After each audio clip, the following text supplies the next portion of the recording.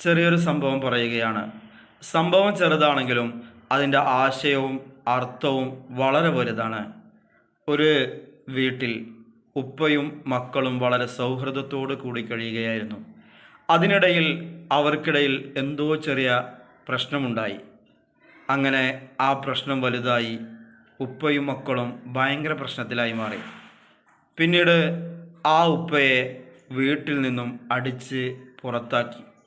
അങ്ങനെ മക്കൾ ആ ഉപ്പയെ വലിച്ച് റോട്ടിലേക്ക് കൊണ്ടുപോയിടുമ്പോൾ റോഡിൻ്റെ അവിടെ എത്തിയപ്പോൾ വാപ്പ ചെറിയൊരു പുഞ്ചിരിയോടുകൂടി പറഞ്ഞു, മക്കളെ, ഇനി ഇവിടുന്ന് അങ്ങോട്ട് എന്നെ വലിക്കരുത്.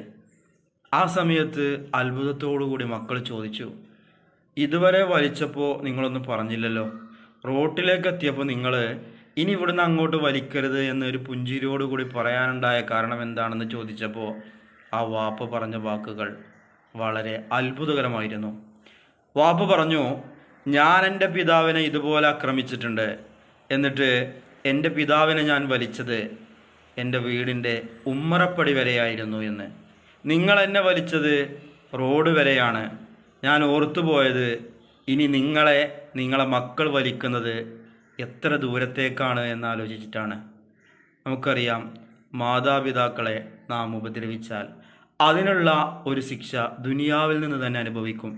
പലർക്കും പറയാനുണ്ടാകുക, എൻ്റെ മക്കൾ ചെറുതാണല്ലോ, അവർക്കിതൊന്നും മനസ്സിലാകില്ല എന്നുള്ളതാണ്.